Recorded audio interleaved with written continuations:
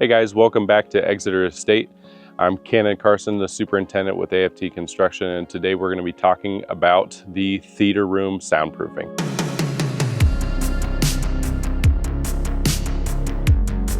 We have a couple of different layers of soundproofing going on in this space, and throughout a series of videos we're going to kind of talk to you about each one of them.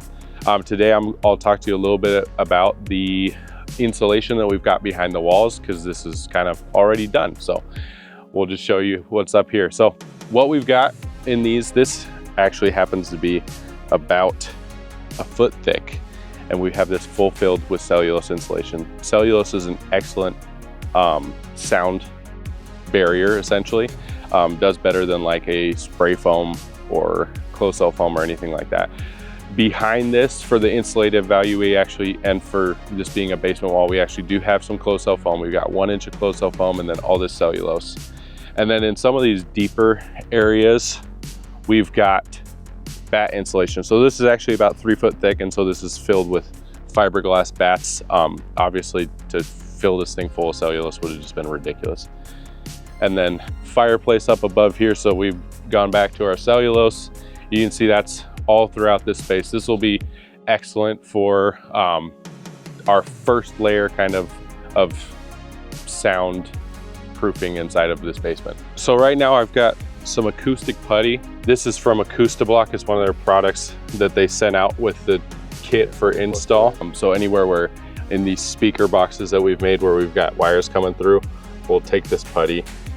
I'll probably need more of it to finish this one off, but we're gonna put it and apply it so that we don't have any air leaks, because anywhere where air can travel, so can sound. Inside all these speaker boxes, they have a sealant, an acoustic sealant. We'll put that there and apply. This tape's not sticking, but we can reapply more. These are voids for the speaker boxes, and then our acoustic underlayment will go across these studs. We'll put sealant right here, and then we'll tape the corners as well when we go to continue on the install with this Acoustiblok. With the product that we're using is called Acoustiblok. They're a company out of Florida, and they specialize in a sound barrier, essentially. So what they've got is, this is their product. This is Acoustiblok 16. It's an 1/8 of an inch mass loaded vinyl. So what it's gonna do, it's gonna, when the sound hits it, it's basically gonna deaden it. But this is just one part of the system that we're using inside of this theater to go ahead and stop the sound from escaping this room. So as you can see in here, we've got our full fill cellulose insulation. Cellulose is excellent for sound. This is not really for insulation properties. Behind this, on the basement walls, we actually have a closed cell spray foam. And so that's to help with moisture, then as well as obviously insulated properties. We've gone ahead and we've filled all of this. Some of these sections have bats here. That's because the basement wall, it actually jogs back. We weren't gonna follow that with our framing with this theater, because obviously we need one big giant wall. So we've full filled these areas with bats here and here as well. And then if you look up at the ceiling, we've gone ahead and we've netted this and blown it with cellulose. So that's kind of like phase 1 of our sound reducing inside of this space. The next phase obviously will be to install this Acoustiblok. So we'll get you guys I'll show you how that all installs, and I'll kind of explain it later on. After that, once we have this Acoustiblok on the walls, we're gonna go ahead and attach sound strip or ISOMAX clips, which is like a hat channel for the drywall that isolates the drywall from the studs. So then we're creating sound hitting that drywall. We're not having any of like a drum effect of it onto the stud. So there's like a rubber gasket inside these ISOMAX clips is what they're called, and that will help to stop the sound. And then the last kind of step of this is our Quiet Rock. So this Quiet Rock, it's a drywall product that will go ahead and help to stop the sound as well. So we have multiple layers on this thing because we want this room to be as quiet as possible. So behind each individual speaker, we're gonna create a box out of this Acoustiblok. So right now, Renee here is getting ready to install one of these. So what we've done is we've taken piece of this Acoustiblok, cut it up in pieces, cut the corners so we can create a seam, and then we're using these cap nails to go ahead and secure it into the space.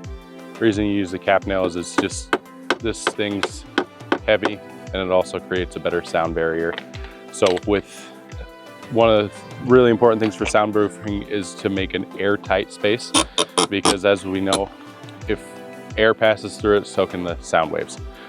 So inside this space, we'll go ahead and we'll nail it up, and then we'll use the Acoustiblok tape that they provided on the seams and the corners, and then we'll use a little bit of the acoustic putty at the top where the wire will come into the space. So Renee's getting it installed in here. You can kind of see how he's creating a box for it, and that will allow that speaker to sit inside the wall and no sound can go back through into the wall cavity and then consequently up into the other spaces of the home.